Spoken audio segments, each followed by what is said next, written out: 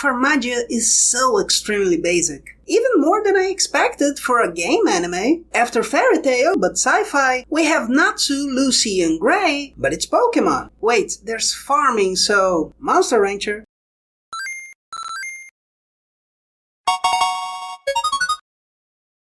The designs aren't bad, but the art is a bit basic and poorly used, so to speak. The 3D monster integration looks okay when it be more noticeable, but it's worse when it be simpler. We have moments of characters literally just looking smaller instead of farther away, or somewhat distorted instead of being at an angle. To put it bluntly, it seems like there's no attention unless the moment screams, "Hey, pay attention!" The writing style of non-fairy tales makes it worse. Pixie Tales? Pixie Tales. We have a huge focus on gimmicks. There's a Brock, someone's mentioned and she gets depressed, but her thing is eating plants out of nowhere. I wouldn't say it worked that well the first time, and that's the best one. Rest of the time, she keeps her hands together and low to show her boobs. And that's it. I get the appeal, but it's not even well done. The old man is half blind and spits his dentures. One ties the others up when angry so they can make bondage jokes. And Notsu here is afraid of dogs, which is gonna be funny because he's going to get wolves. But first, we have to see him hide under Nolucy's skirt and the old guy throw lightning at them to destroy the women's clothes. And Brojack asks why there's always lightning. I wonder if he's going to be a powerful Farmagia. Oh. As such, it's a game anime, so we have limitations. But the old guy from Pokemon isn't there just because he drank himself stupid. He's there to open the doors of hell. I mean, to teach about the world.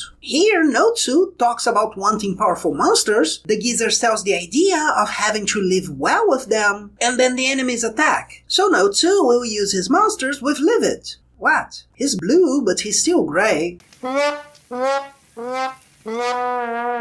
The story as a whole breaks the shade amid a nuclear apocalypse. The ruler dies, a villain, literally a short old man with large, kinda crossed eyes, declares they'll rank everyone and kill the weaker ones. And then battle, because it seems declaring war takes 3 seconds. If they say it was all set up because the villain killed the predecessor, it wouldn't feel odd. However, I doubt they thought of it. Over half the episode, the villain announces his plans through a hologram. We have a battle for the city where monsters fly by other monsters, and the damage goes to the Farmagia, but they just show these lines that look more like dirt or wear and tear. That is dictatorship, so it's thought of as big, but the effects are worthless. They literally throw in an explosion without showing what exploded or how, so it doesn't even feel connected to anything. Maybe that's why the hero tries to fight the monsters with no monster. But then they attack the orphanage where they live. Yes, that basic. He runs, will have to fight the guy that caused the horrible explosion, but gets his first monsters. And continues on the next episode, so we don't even have a full story. Nothing seems to really work here. The first thing we have is a water sprout, and then a sky radish? Like, this won't be explained at all. It's just there, I assume, due to being part of the game. And I do not think the idea was to leave the spectator confused and disinterested.